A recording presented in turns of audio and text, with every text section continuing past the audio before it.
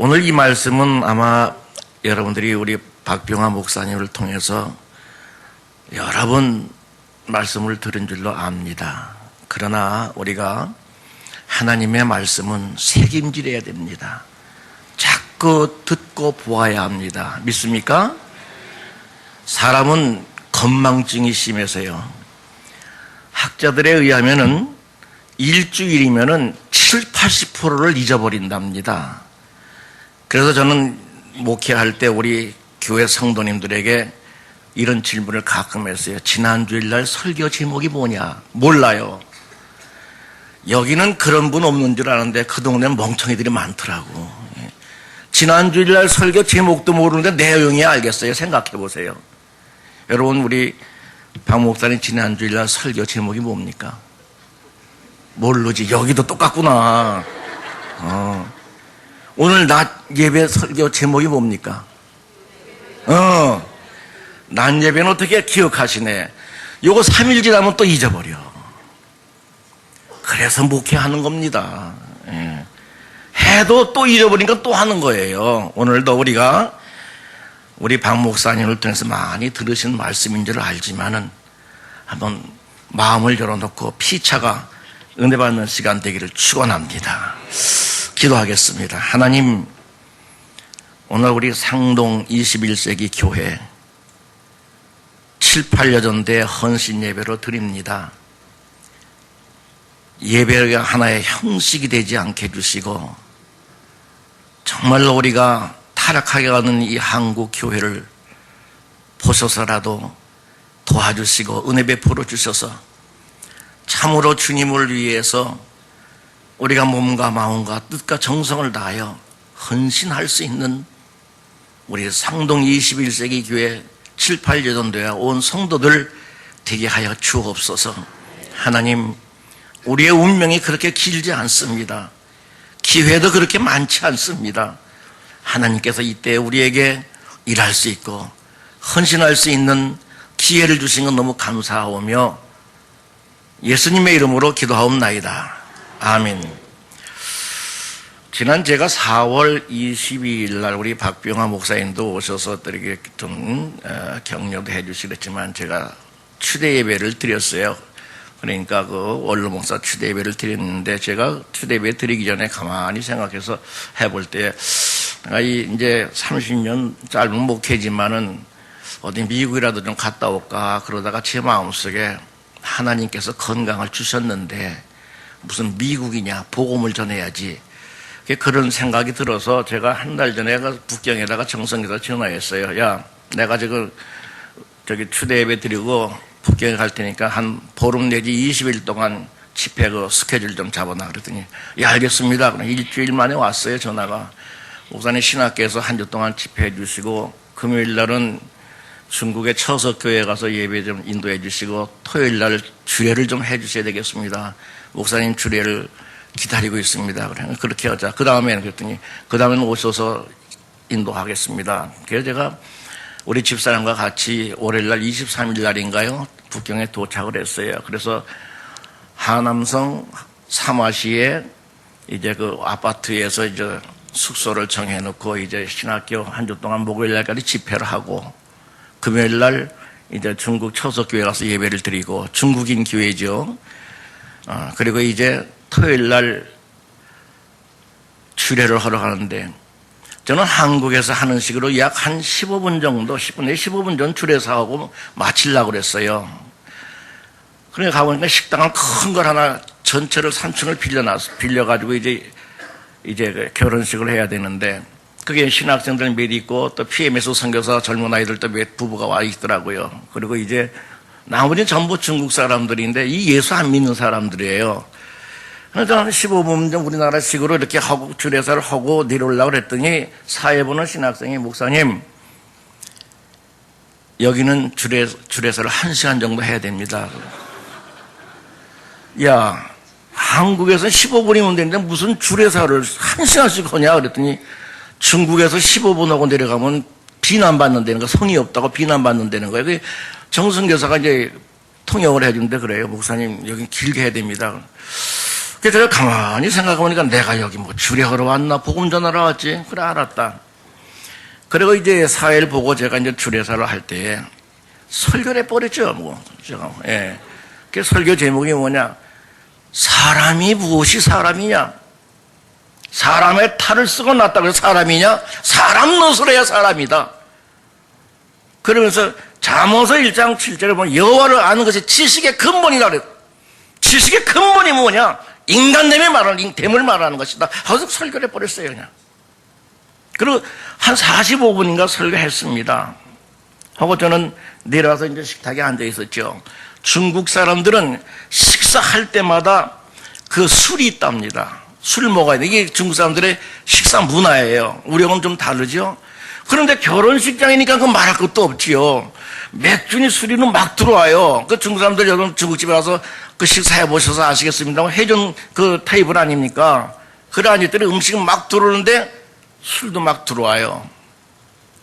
저는 그것도 모르고 이제 식사가 들어오게 이제 식사를 다 했지요. 했는데 제 자신 하나님께서 저에게 그때 착각을 시킨 게 뭐냐면 이런 중국 사람들 예수 안 믿는 사람들이 거기 수십 명 앉아 있는데 제가 설교를 할 때에 단 한 사람이라도 공화국에 전화를 딱 하면 그 결혼식은 완전히 난장판이 되는 거예요. 한국 목사 체포해 가면 어떻게 되겠습니까? 이거 주례하러 왔는데. 근데 저도 사실 중국 갈 때마다 조심을 하는데 제가 사실 16년 전 강택민 주석 당시에도 훈충하고 이 양수에서 복음을 전했어요. 그때 막 설교했지요. 그때는 도문의 공항국 정복과장 이 친구도 같이 사귀어가지고 이렇게 했습니다만은 아니 북경에서 이렇게 하다가 잡혀가면 이거 뭡니까? 저는 이제 그 중국의 비자도 안 나오고 벌금이 또 엄청나게 물어야 돼요. 근데 그걸 하나님께 착각으로 하게 해주셔서 저는 하나님이 저를 제 정신을 착각하게 한 줄로 생각합니다. 전혀 그런 거 없이 복음만 전했죠. 그리고 이제 식사하고 우리 집사람하고 이제 숙소로 왔습니다. 얼마 후에 그 신랑하고 이 정성여사가 왔어요. 목사님 희한한 일이 벌어졌습니다. 무슨 일이냐? 그 식당에서 술을 많이 갖다 놨는데 술을 한 병도 안 먹은 거예요. 중국 사람들이. 그래 왜 그러냐 했더니 야 한국에서 오신 목사님 설교 들어보니까 술 먹을 분위기가 아니다 그러더래요. 예. 예수 안 믿는 중국 사람들이 은혜 받고 술을 안 먹은 거예요. 그 식당 주인이 저를 무척 욕했을 거예요. 저거 한국에 이상한 무보가 와가지고선 술 한 병도 못 팔았다고. 근데 저는 얼마나 감사한지 모릅니다, 여러분. 하나님께서 거기에 예수 안 믿는, 예수를 모르는 중국 사람들에게 복음을 전하게 했으니 얼마나 감사한 일입니까, 여러분. 저는 착각을 했지만 하나님께 그렇게 만들어 놓으신 거예요. 그 현지 선교사하고 결혼한 신랑놈이 와서 그런 얘기를 하는데 이거 어찌 신기한 일이 아니겠어요. 그리고 그 다음 주일날 북대하라고 하는 휴양도시를 딱 갔더니 왕시강이라는 중국의 재력가가 있어요. 저 해남도에 사는 사람인데 해남도가 대만보다도 훨씬 크더라고. 제가 지도 보니까 여기 재력가예요. 중국 사람들이 거부들이라 이 권력계에 있는 사람들이 거기 다 별장이 있고 중국에 갔더니 북경에 우리나라 삼성 이건희 정도의 재벌이 1200명 있답니다. 그러니까 중국이라는 나라가 대단한 나라 아니겠어요, 여러분? 거기를 갔어요. 갔더니 저녁 때 그 이 왕시하는 사람이 저를 초청한 거죠, 이제. 좀 예배를 드려주고 기도 좀 해달라고. 이 사람이 이제 북경에도 BMW, 벤츠 이 승용 자가용만 2대를 가지고 있어요. 아니, 무슨 차를 2대씩 가지고 있냐 했더니, 돈 많은 사람들은 뭐 쓸 데가 뭐 있어요? 그런 데 쓰는 거죠. 근데 이 친구가 간암에 걸렸다가 수술할 때에 하나님, 저를 살려주시면 주님을 위해서 살겠습니다. 이렇게 서원 기도를 했대요. 근데 건강해요, 지금도. 잘생겼어요. 키도 크고. 저도 잘생겼지만은. 예? 이제 그 친구가 자기 친구들을 그 휴양지로 초청을 한 거예요. 그래서 우리 사람하고 이제 그 신학생도 갔지요. 목사님 오시면 제가 뭐 양고기를 구워서 대접해드린다 그래서 또 양고기 구워 먹는 게 뭔가 도 갔죠. 갔더니 친구들, 부부들이 많이 왔어요. 그래서 왔는데 거기에 누가 있었냐 하면은 수풀이라고 하는 사람의 부부가 왔는데 이 사람은 그 후진타워 주석 당시에 기재부 간부, 공산당 당하원으로서 우리나라 기획재정부와 같은 중국의 이 모든 경제를 담당했던 사람이에요. 엄청나게 돈 가지고 있는 사람입니다. 근데 이 사람이 부인이 예수를 잘 믿다 보니까 이 중국 사람입니다. 중국 사람들은 이 공직생활하는 사람은 절대 종교를 가질 수가 없어요. 그러니까 부인이 압력을 넣은 거예요. 사표 내라. 그래 예수 믿어라. 그래서 사표를 내고 예수를 믿었다는 거예요. 대단하다고 그랬어요, 제가 아주. 또 한 사람은 뭐냐? 연민대학 병원 원장입니다. 이 사람은 잠이 오지 않는 병에 걸려 있어요. 그래서 이명박 대통령 얘기를 해요. 그게 어떻게 하냐 그랬더니 이명박 대통령이 서울특별시장으로 있을 때 자기를 초청해서 한번 회의에 왔었대, 한국에. 이명박 대통령 잘한다 그래요. 여러분, 연민대면 중국에 지난번에 그 박근혜 대통령께서 북경대하고 분교의 연민대하고 칭화대에서 연설하지 않습니까? 여러분 잘 아시는 것 같이 중국의 이 세계 대학은 명문대학입니다. 여러분 세계 100개 대학에 서울대학은 끼지도 못하지 않습니까? 북경대가 17위래요. 17번째라고 합니다. 그러니까 연민대, 칭화대, 북경대 이 세 개는 명문대학이에요. 이 칭화대는 뭐냐? 왜 박근혜 대통령이 칭화대에서 연설했느냐? 후진타오하고 지금 시진핑 주석이 그 칭화대 출신이고 연민대는 강택민 주석이 연민대 출신이랍니다. 명문대학들 아니겠어요? 그런데 연민대 병원 원장이면 대단한 사람 아닙니까? 서울대 병원 원장과 똑같은 사람인데 이 사람 와 있어요. 잠을 못 자는 병에 걸린 거예요. 잘 됐다. 또 한 사람은 누구냐? 북경경찰, 공항국 경찰대 교수예요. 거물급들입니다. 이런 부부들 와 있어요. 그리고 나머지는 모르겠어요. 누가 있는데. 이런 사람들만 와 있어요. 우리 집사람 같이 이제 테이블에 앉아서 왕시장 사람이, 시간 있는 사람이 설교를 부탁해 설교했죠. 얼마나 좋습니까? 그 중국의 거물급들 앞에 설교하는 게. 그리고 설교는 왕시장 사람이 설교 듣고 난 다음에 그 연민대 병원 원장한테 야, 너 목사님한테 안수기도 받아. 이 사람은 믿음이 없어요. 예수를 안 믿는 사람이에요. 자기 어머니부터 이 불면증에 그 병이 있었다고 그래요.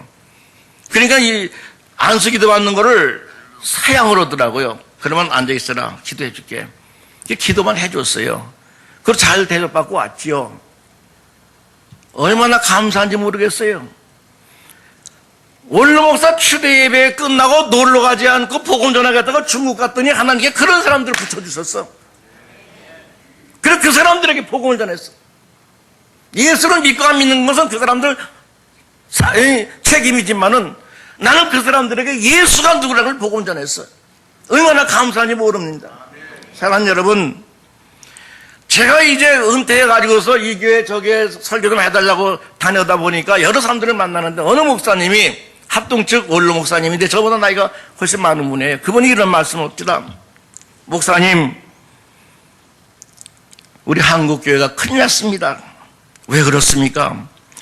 유럽 교회 문화가 쓰나미처럼 지금 다가오고 있습니다. 너무나도 급속도로 한국 교회가 지금 오염이 돼가고 있다는 것입니다. 신앙의 열정과 예배가 죽어 있다는 것입니다. 그래서 요즘 교회들 보면 점점 교인 숫자가 줄어들고 기도하는 사람이 없고 예배를 드려도 예배 시간 빨리 1시간 내에 끝나야 되고 낮 예배 나오고 오후 예배는 다 자기들 필요대로 나가고 오늘 상동 21세기 교회 와보니까 오후 예배 이렇게 많이 오시는 게 놀랐어요. 박병환 어떻게 그렇게 목회를 잘해? 오후 예배 이렇게 많이 나오는 게 저 처음 봤습니다. 이런 땐 좀 아멘 좀 해요. 좀 멍청이처럼 망하고 있어가지고 좀. 아니 칭찬하면 좀 아멘 좀 해야지. 아멘해서 무슨 딸락돈 나가는 거 있습니까 여러분? 아멘? 아멘도 크게 해야 돼. 여러분 성경이 뭐라고 해서 네 입을 넓게 열라 그랬어요. 그러면 내가 채워주신다. 적게 열면 적게 받는 거예요. 여러분 아멘도 크게 와야 크게 은혜 받는 거예요. 아멘? 이렇게 저녁 예배에 많이 나오는 게 없어요. 드물어요. 참 여러분 감사합니다. 지금 한국교회가 지금 어떻게 돼가고 있는지 아세요, 여러분? 10년 전, 15년 전만 해도 연말연초면 기도원에 꽉꽉 찼는데 누가 요즘 가서 기도합니까? 배가 부르고 등이 뜨뜻한데.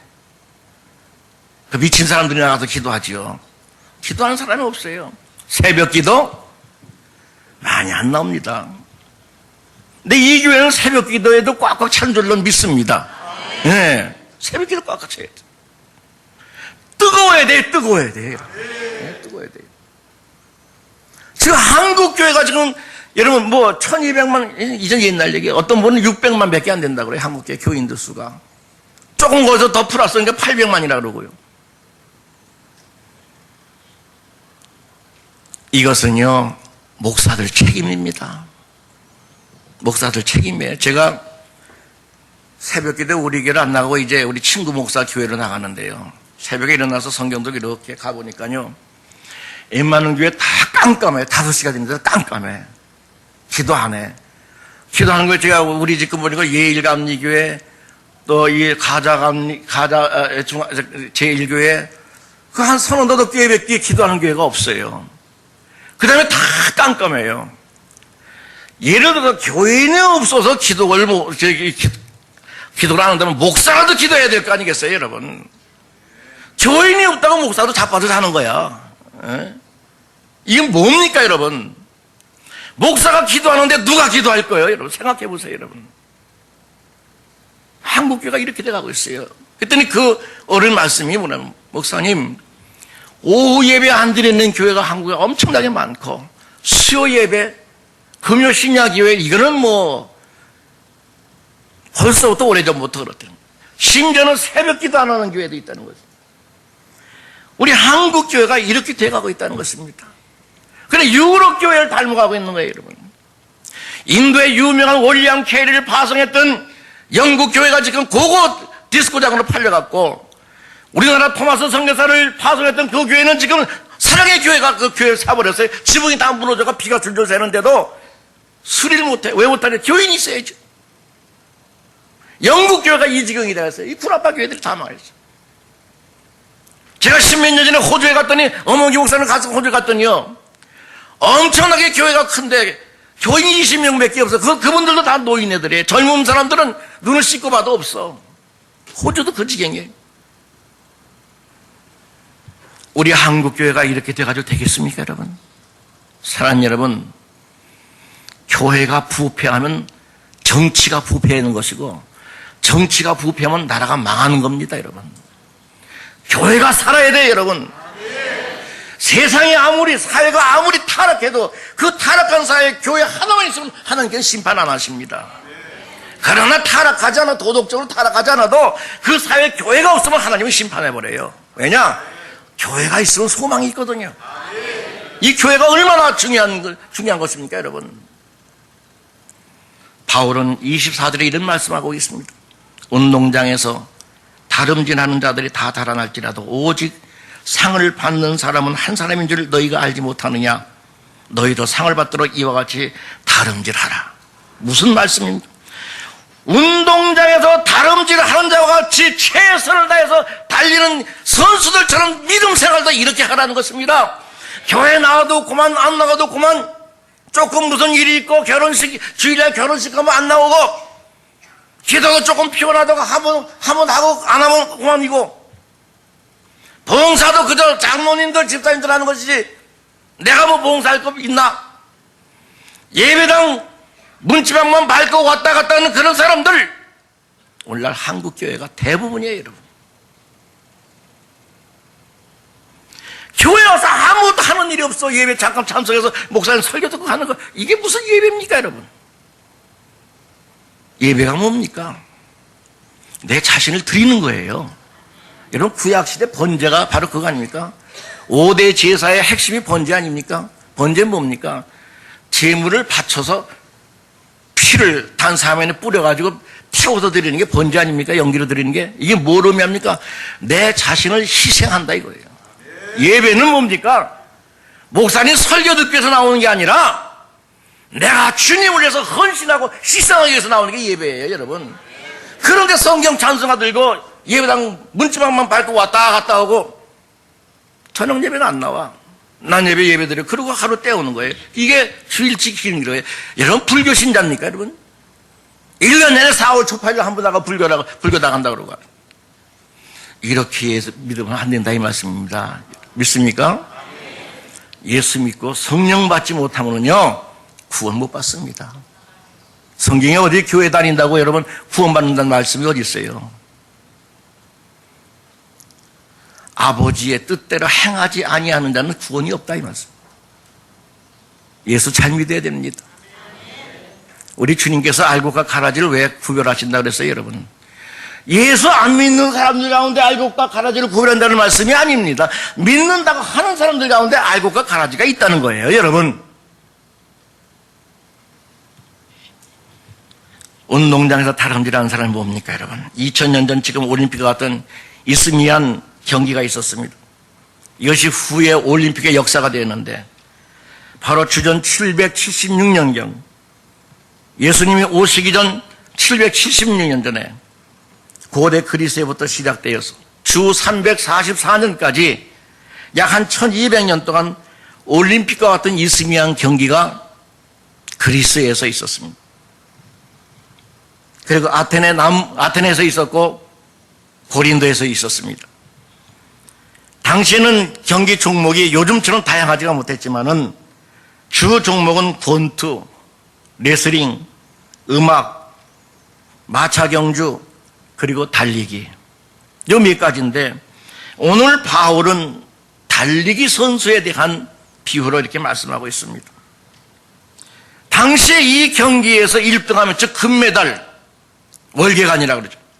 금메달을 받으면은 영웅 대접을 받았고 심지어는 노예가 자유인이 될 수 있는 기회도 되었다고 합니다. 그렇기 때문에 모든 땀과 진액을 쏟아가면서 선수들은 뛰는 거예요. 오늘날 우리 나라도 이 태릉 선수촌에 가면 그렇게 연습하고 있지 않습니까? 죽기까지 최선을 다하여 연습해서 월계관을 받아야만 하는 것입니다. 바울은 바로 우리의 신앙생활도 이렇게 하자는 것입니다. 마지못해 신앙생활 하는 것이 아니라 그저 자기 마누라 치마 붙잡고 교회 억지로 따라 나오는 것이 아니라 여기 그런 분들 있죠? 없어? 없대요. 또 나 이게 참 자기 부인이 교회 안 나가면 안 나가. 부인이 나가면 그저 치마 뒤올돌 따라다녀. 마마보이라 그러던가 마마보이. 예. 이렇게 믿지 말자 이 말씀이에요. 여자가 참 대단해요. 예? 우리 교회 제가 목회할 때 보니까 남자가 믿음이 좋고 부인이 안 나옵니다. 결국 남자도 안 나와. 그런데 부인이 열심히 믿고 남자가 안 믿는데 남자는 전도가 돼. 그걸 보고 야 여자가 세구나. 여자가 세구나. 박 목사 사모님 잘해야 돼. 나 지금 조심하고 있어. 예? 나이가 들수록 여자는 강해지고 도도해져. 경제권도 여자가 쥐고 있어. 자기들은 옷 사 입고 다 사오면서 남편은 넥타이 하나 사주면 그만이야. 예. 그래도 말 못해. 그거 말 안 하면 쫓겨나. 예. 여자가 세더라고. 우리 남자 집사님들 정신 차려야 돼. 예? 지금 뭐 돈 월급 몇 푼 단다고 부인한테 그들이 빵빵 치다 코피 터져 나중에. 예. 내가 어디 텔레비전 보니까 그 카톨릭 그 신부 무슨 신부가 그 친구 아주 강의 잘하더라고. 들어봤죠? 이 친구 강의하면서 뭐라 하냐면 노부부가 남편이 병을 앓다 죽었어. 죽으니까 부인이 좋아하는 거야. 남편이 죽으니까 아유 귀찮아. 남편이 죽으니까 좋아해. 그 장례식 치르는 날 관에다 놓고 이제 발인 예배를 드리려고 그러는데 남편이 살아난 거야. 관을 열고 살아난 거예요.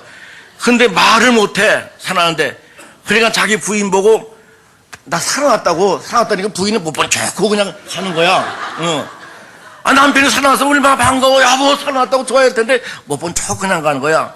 그러니까 남편이 나 살았어 그러니까 부인이 남편도 하는 말이 의사가 죽었다면 죽은 거지 왜 살았다 그러냐고.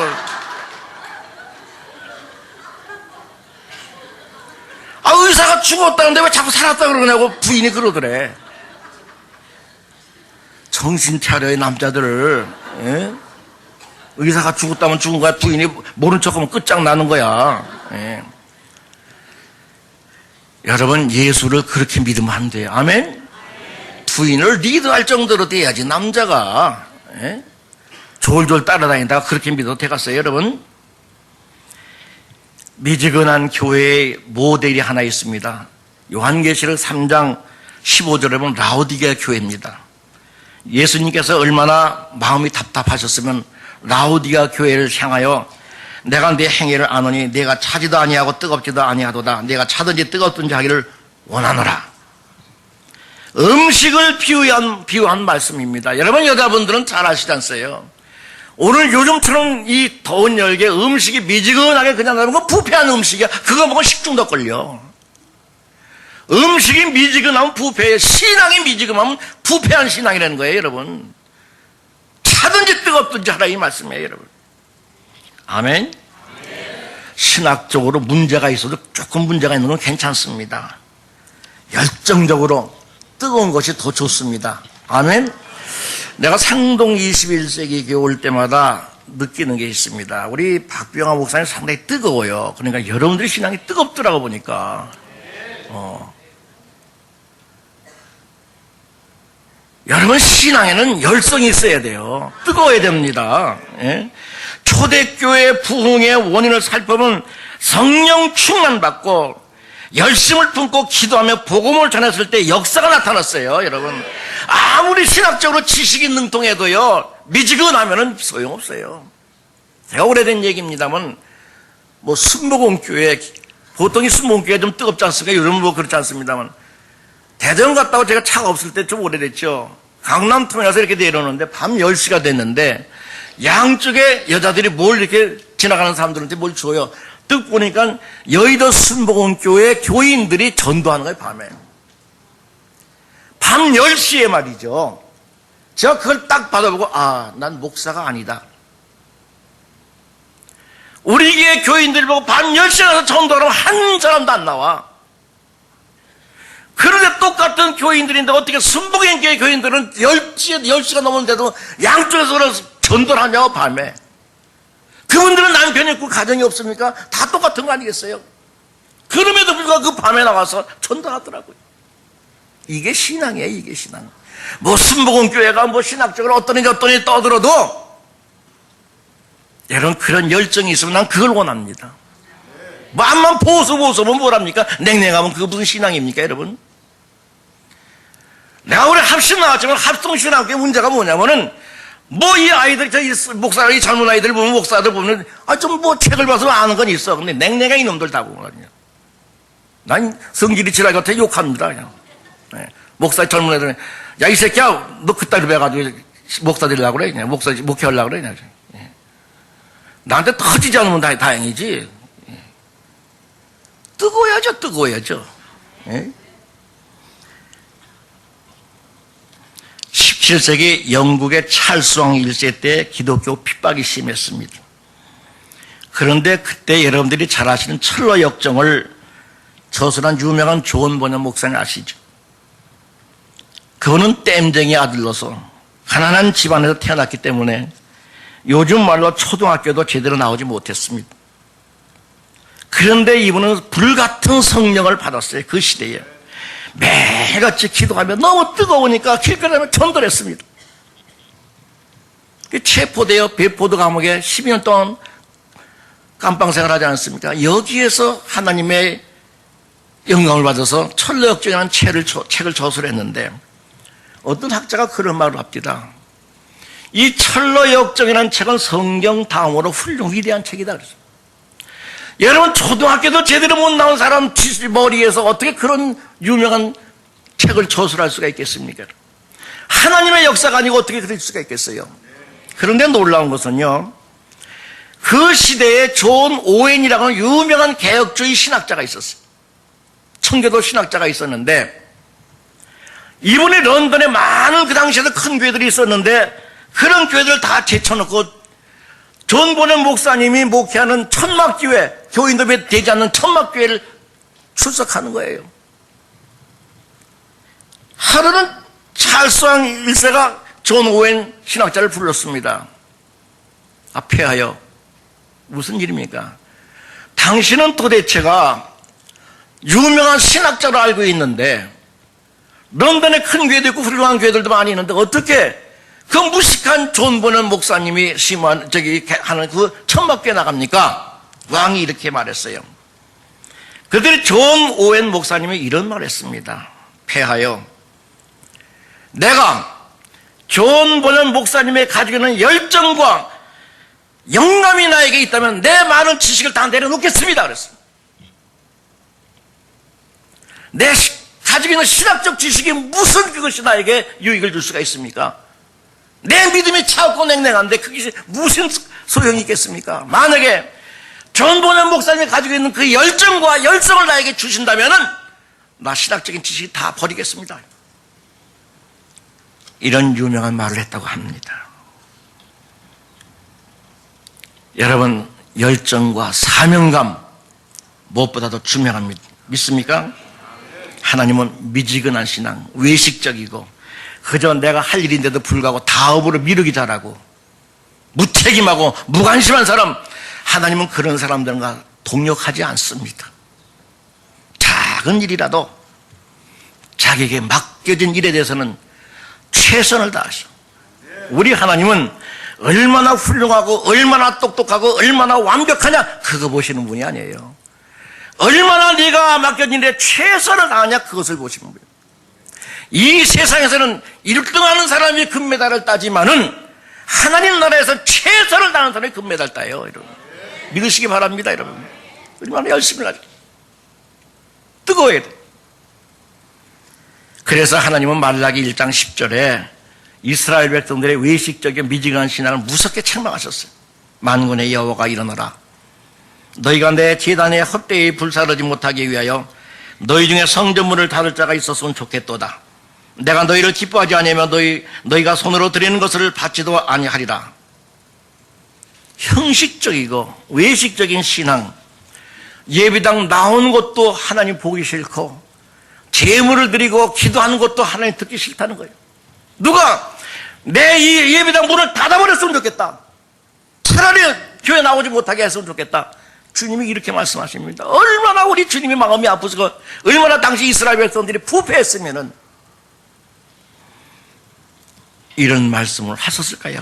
사랑하는 여러분, 우리가 정말로 예수님을 나의 구주로 믿는다면은 강력적인 마음을 가지고 정성껏 예배하고 열정을 가지고 전도하고 기도하는 여러분들 되시기를 축원합니다.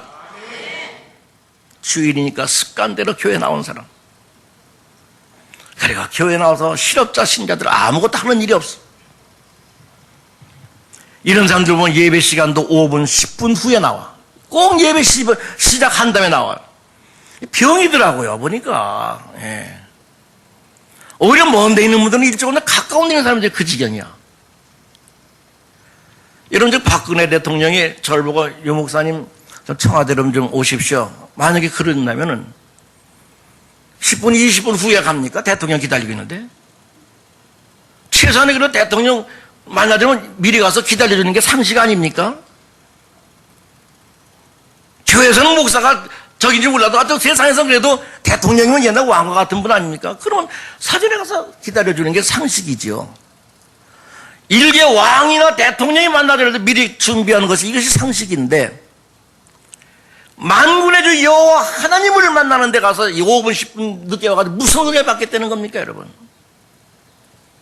그리고 제가 전에도 아마 말씀드린 기억이 납니다. 여러분, 예배 잘해도 앞자리에 앉아야 돼요. 예? 뒷자리에 앉으면 이건 예배 끝나면 쏜살같이 도망갈 사람들이야. 예. 은혜도 앞자리에 있는 사람이 은혜 받아요.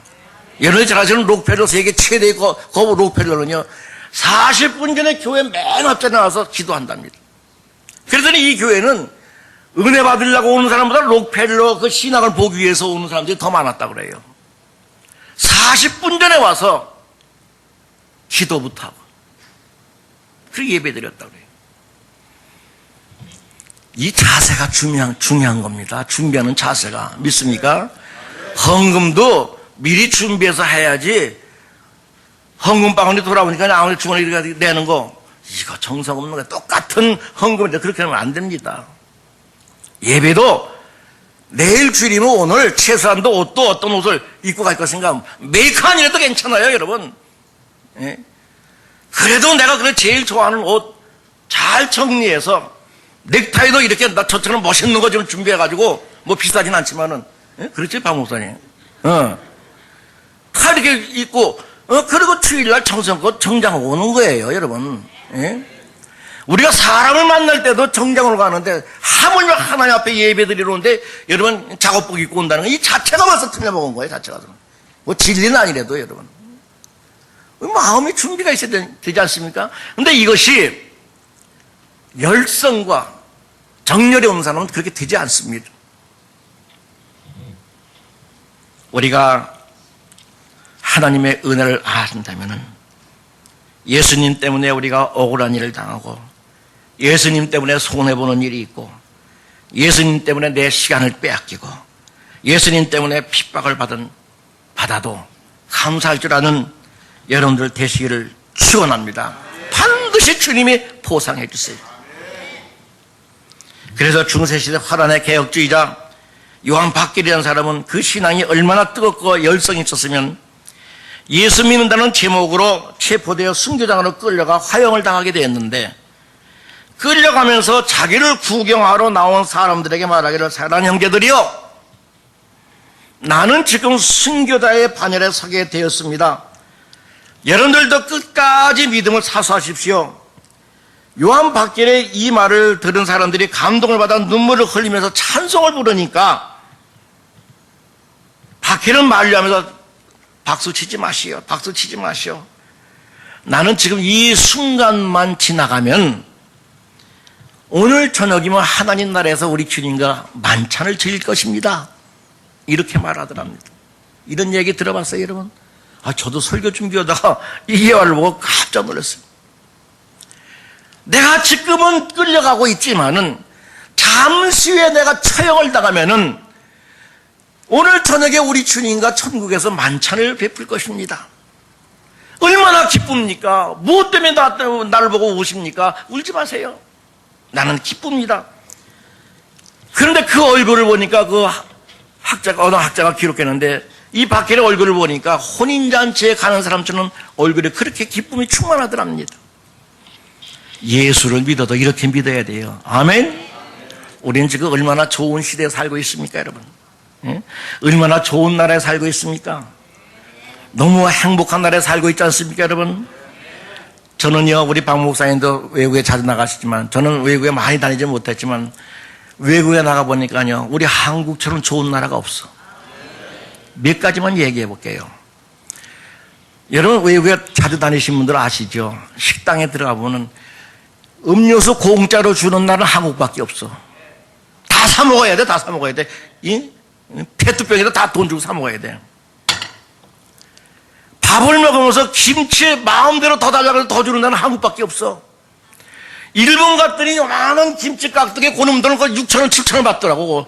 그 몇 개, 서너 개, 한 대개 담아놓고 먹으니까 또 달라니까 돈 내야 돼. 아주 깍쟁이 같은 놈들이더라고. 예? 우리는 김치 깍두기 다 내는데 주잖아요, 여러분. 예? 또 밥 먹고 난 다음에 커피 공짜 주는 나라 봤어요, 여러분? 커피도 공짜로 줘, 커피도 공짜 줘. 세상에 이런 나라가 어디 있습니까, 여러분? 좋은 나라예요, 나쁜 나라예요? 예? 예. 뭐가 불평이야, 근데 뭐가 불평이야? 근데 왜 예수를 거지같이 믿어? 예? 이렇게 우리에게 자유함을 주시고 한국처럼 잘 먹는 나라 세계적으로 없어요, 여러분. 얼마나 잘 먹습니까? 뭐 경제가 어려우니 뭐니 해도 먹을 거 다 먹고 다니고 사물 거 다, 살 거 다 사고 입을 거 다 입고 다니더라고. 이젠 굶어 죽기 다 틀렸어. 라면 하나만 가져도 먹고 살 수 있어, 이제. 예. 이렇게 하는 게 복을 주셨어요, 여러분. 예. 그런데 여러분 보세요. 지금 북한은 어떻습니까, 여러분? 얼마나 비참합니까, 여러분? 예? 인딘강 건너 북한 한번 여러분 춘천에 가면 바로 요 정도 거리가 몇 미터 안 됩니다. 거기 끝에 가면 임진강도 얕아요. 여기밖에 안 차요. 서울에서 불과 40km밖에 안 됩니다. 한 발짝만 넘으면 생지옥인 북한이에요, 여러분. 저는 탈북자들 중에 증언을 듣고 한번 울은 적이 있어요. 어린아이들까지 먹을 것이 없어 쓰레기통을 뒤지고 꽃제비라고 하는 이 어린 학생들이 얼마나 배가 고프면 총에 맞아 죽으면서까지 탈북하다가 그 얼음덩이에 그냥 쓰러져 죽는 거예요. 그리고 잡히면 죽을 매를 맞고, 한 번은 텔레비 뉴스에 탈북하다가 두만강 얼음 위에 인민군 총에 맞아 쓰러지는 광경을 봤습니다. 심지어는 영하 16도, 20도 그 추위에 옷이 없어서 다 헐어빠진 겉옷 하나 걸치고 자다가 얼어 죽기도 하고, 길바닥에 죽은 시체가 있는데도 치우는 사람이 없어. 그나마 겨우 탈북한 사람들은 내몽골 척박한 광야로 도망나와 영하 20도, 30도가 된 강추위에 몇 달씩 제대로 먹지도 못하고 도망다니다가 어떤 여자는 그 추운 몽골 고비 광야에서 아이를 낳았어요. 옷이 있습니까? 이불이 있습니까? 방이 있습니까? 아이에게 먹일 우유가 있습니까? 산모가 먹질 못했으니 젖이 나와야지. 할 수 없이 갓난 아이를 자기 입던 그 다 떨어진 옷을 벗어서 아이를 감싸고 산모는 얼어 죽은 거예요.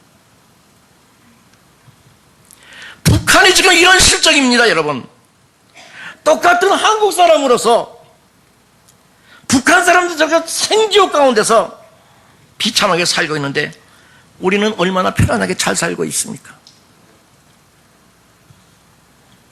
얼마나 우리는 행복하고 배부르게 먹고 있으며, 얼마나 풍족한 가운데 이렇게 상동 일시대의 좋은 교회에서 좋은 목사님을 만나서 믿음 생활 할 수 있는 게 얼마나 행복한 겁니까, 여러분? 뭐가 불만 있어요, 여러분? 저는 울었어요.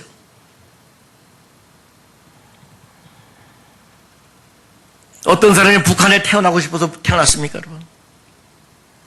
저나 여러분들이 하나님과의 무슨 공로가 있어서 한국에 태어났습니까? 우리도 북한에 태어났으면 지금 어떻게 되는지 모르겠어. 너무 감사하지 않습니까?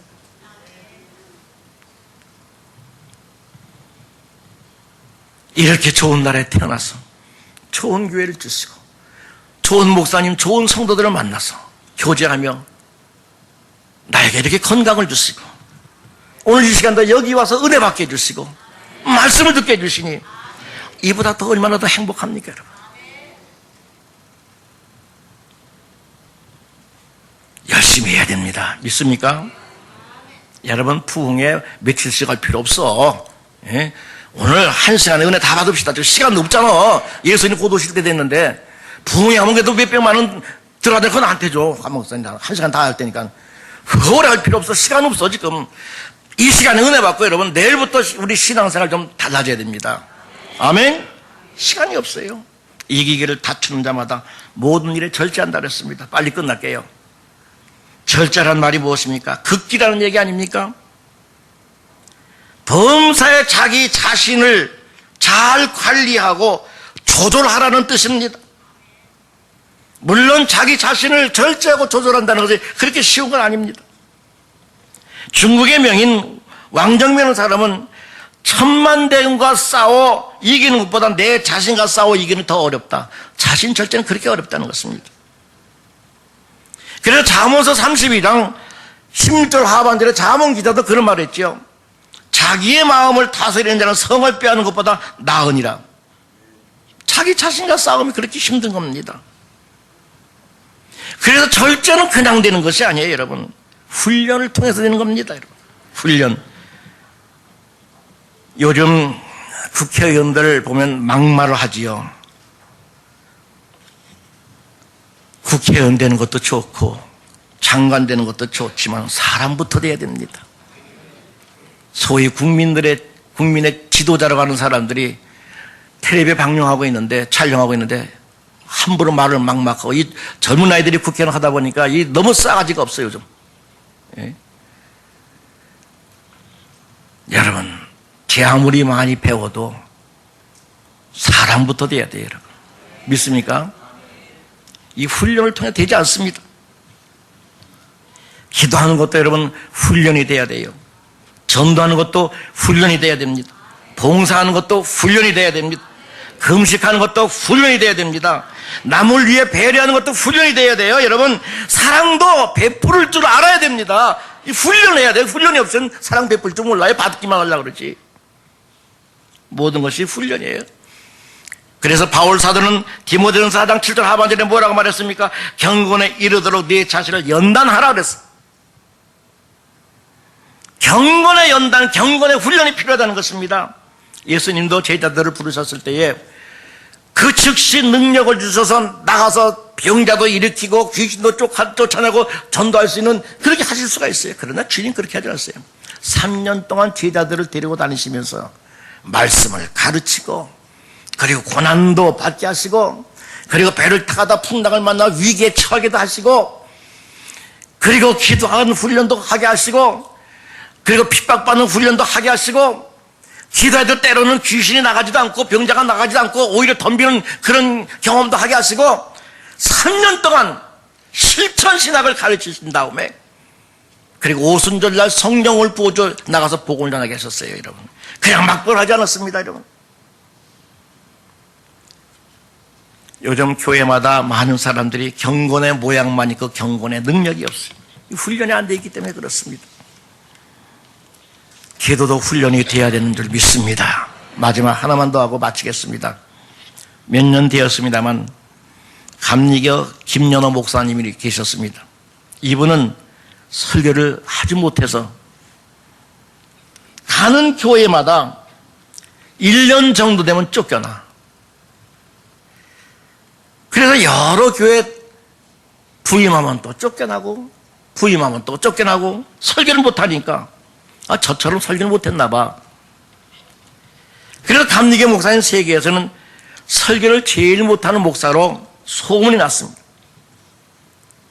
근데 이 목사님과 사모님은 기도를 많이 하시는 분이에요. 설교는 못해. 하루는 감리교 연회가 있었어요. 우리 장로교는 노예지요. 몇몇 목사님들이 김연호 목사님을 보더니 모여서 비웃는 말로 그 목사님이 지나가냐, 야, 감리교단에서 제일 설교 잘하는 목사야.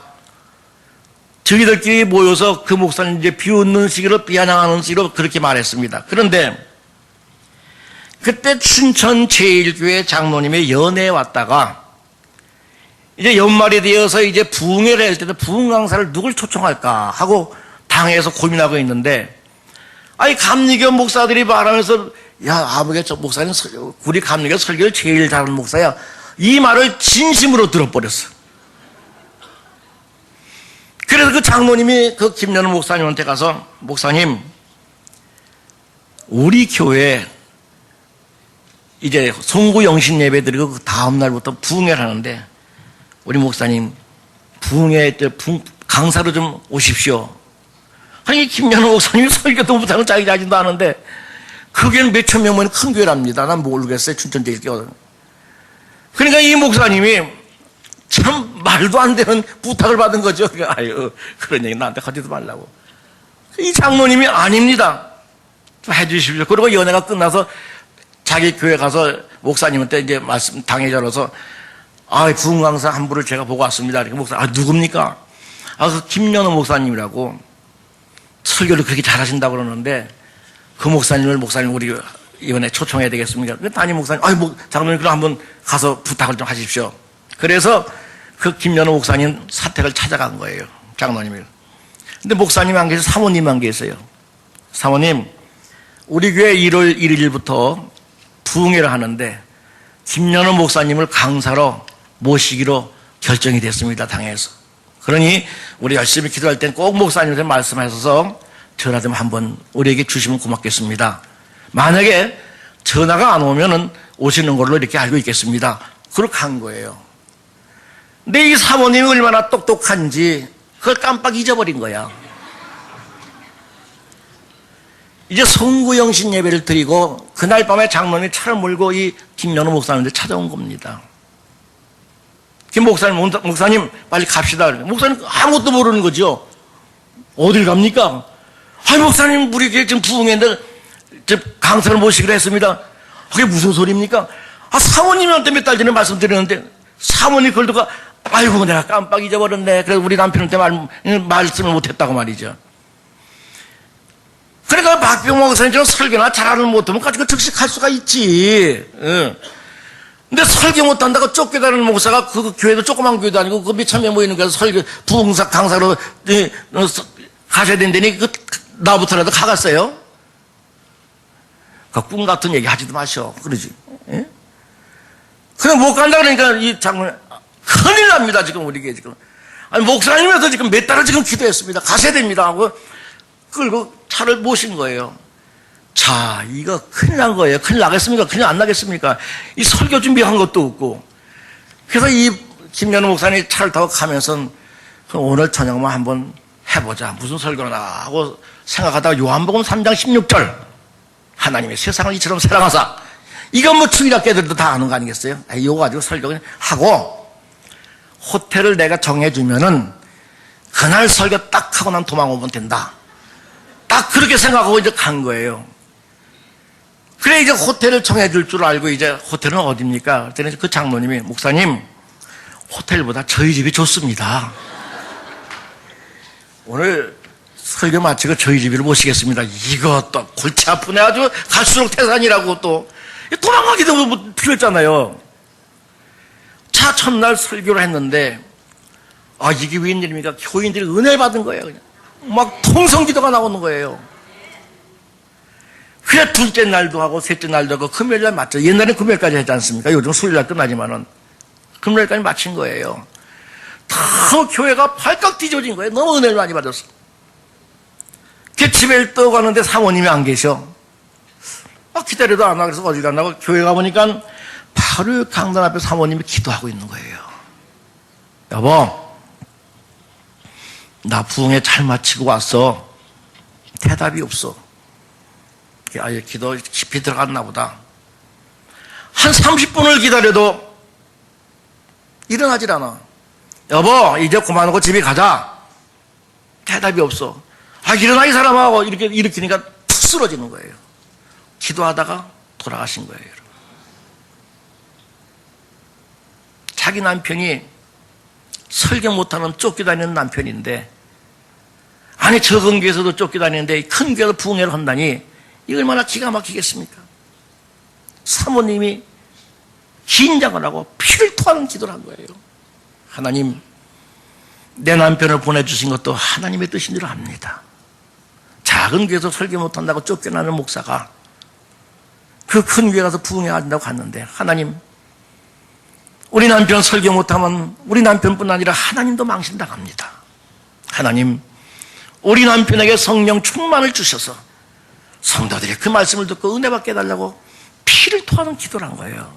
그러다가 세상 떠난 겁니다. 너무 기가 막힌 거예요, 여러분. 그 목사님 뜻 보고 여보, 어떻게 된 거예요? 당신이 죽으면 이제 누가 나를 위해서 기도해 줘? 울면서 여보, 너무 고마워. 내가 설교 잘해서가 아니라 당신 기도 때문에 이번에 부흥회를 성공적으로 마쳤구나. 너무 고마워. 이분이 인천 만수감리교회 원로 목사님이십니다. 여러분, 누가 기도해도 응답이 없다고 그런 말 합니까, 여러분? 누가 기도해도 소용이 없다고 그런 말을 할 수 있습니까, 여러분? 뜨겁게 여러분 부르짖어 보세요. 하나님은 살아계십니다. 그 목사님, 그 사모님의 기도를 들어주신 하나님께서 여러분들의 기도를 안 들어주시겠습니까? 우리 다 같이 눈 감읍시다.